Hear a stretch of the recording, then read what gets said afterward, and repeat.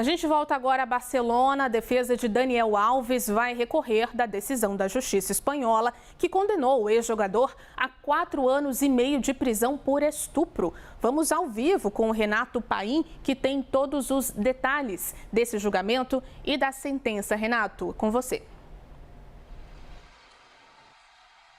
É isso mesmo, Juliana. A defesa não aceitou muito bem essa pena de 4 anos e meio, apesar de ter dito aí que dentro das possibilidades estava muito bem. Eles, inclusive, esperavam nos bastidores uma pena um pouco mais forte para o Daniel Alves, com mais anos de prisão. 4 anos e meio foi praticamente a pena mínima em casos de agressão sexual com violência, essa considerada pela juíza do caso. Ou seja, esse tipo de caso tem uma penalidade, tem uma punição entre 6 anos e 12. Daniel Alves recebeu os 6 anos, mas como ele pagou aí 150 mil euros em multa, ele teve reduzida essa pena para 4 anos e meio. Esse tempo que ele já está na prisão, cerca de 13 meses, desde o ano passado, desde janeiro do ano passado, vai ser contabilizado nesses 4 anos e meio. Portanto, faltam a Daniel Alves de prisão 3 anos e meio. Ele ainda tem que cumprir outros 5 de liberdade condicional, vai ter que usar uma tornozeleira eletrônica, vai ter que ser monitorado nesse período, visitas esporádicas provavelmente aqui ao tribunal, deve ter que cumprir algumas regras. Também ficou proibido Daniel Alves nessa sentença de ter qualquer tipo de contato com a vítima em 9 anos. Não pode ter nenhum tipo de contato, redes sociais, telefonema, e inclusive também ele não pode se aproximar dela numa margem aí de 1 quilômetro de distância. Daniel Alves, portanto, está na prisão desde o ano passado e por isso já pode sair da prisão em julho do ano que vem. Isso se tiver aí alguns cumprimentos, tiver um bom comportamento na prisão, ele já pode sair para uma prisão aí condicional também. Ele pode ter uma prisão domiciliar a partir do ano que vem, a partir do meio do ano que vem, porque já teria sido cumprido neste período mais de 50% da pena. Vale lembrar que a juíza do caso disse e afirmou que existem provas concretas de que houve uma relação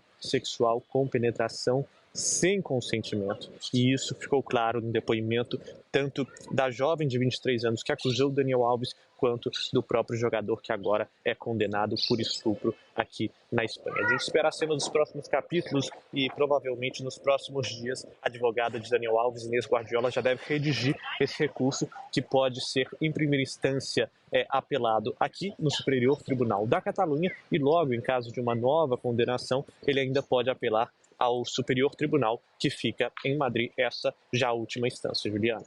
Obrigada, Renato Paim, direto da Espanha. Pedro Duran, vamos comentar aqui esse caso, por quê?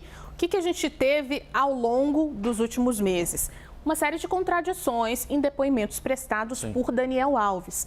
Isso influenciou de alguma forma? Como é que o tribunal viu essas contradições? Na verdade, o Daniel Alves, ao longo desse processo todo, apresentou 5 versões, né, Juliana? A gente tem até uma arte que mostra quais são essas 5 versões que ele apresentou ao longo desses últimos meses, dessas últimas semanas. Primeiro, ele disse que não conhecia a mulher que estava acusando ele de tê-la estuprado naquela boate à noite em um banheiro. Depois ele falou que encontrou ela no banheiro, que ele trombou com ela no banheiro, que ele cruzou com ela no banheiro. Então, de fato, que ele não a levou até lá, como viria a dizer. Depois disse e reconheceu que houve sexo, falou em sexo oral, pela primeira vez, já numa terceira versão.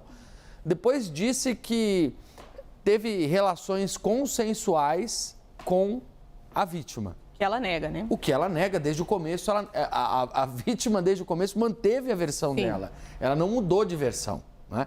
E aí o advogado Daniel Alves foi a público para dizer isso, que ele teve relações sexuais consensuais, que não houve estupro. E a quinta versão diz que ele estava bêbado.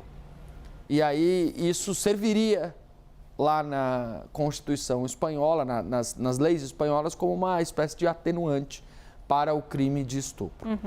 Fato é que, ainda que ele tenha tido 5 versões e muitas contradições, na sentença, a juíza diz que isso não pesou contra ele. Ou seja, que de fato ninguém, pela Constituição espanhola, tem a obrigação de se autoincriminar. então que você não deve produzir provas contra si mesmo. Você tem o direito da prerrogativa da inocência quando defendida por si mesmo. Então é isso que diz a Constituição espanhola e é isso que a juíza deixa claro na decisão.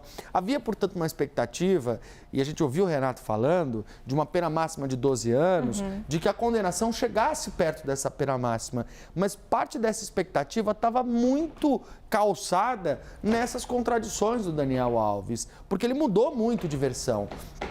E, de fato, esse é um dos motivos que ajuda a explicar por que a pena foi mais próxima da pena mínima do que da pena máxima, pelo fato de que ela entendeu que isso não geraria para ele um peso, uma prova a mais a favor da culpabilidade dele.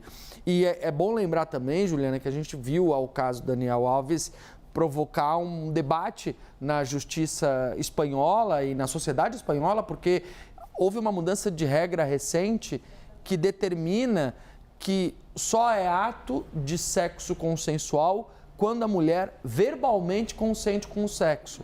Então, não é... Para ser estupro não basta... não é apenas o caso em que a mulher diz não quero ter relações sexuais com você.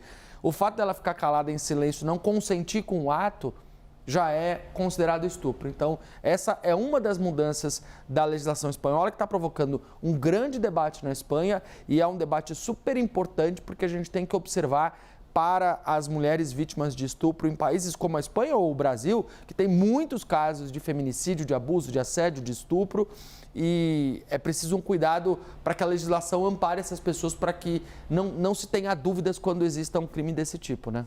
E esse julgamento, né, entrando depois dessa mudança, acaba sendo ali um parâmetro, né, um primeiro momento em que esse assunto está sendo discutido e é muito importante que ele seja debatido. É um marco legal, né? Exatamente. Obrigada, Pedro, pelas suas informações.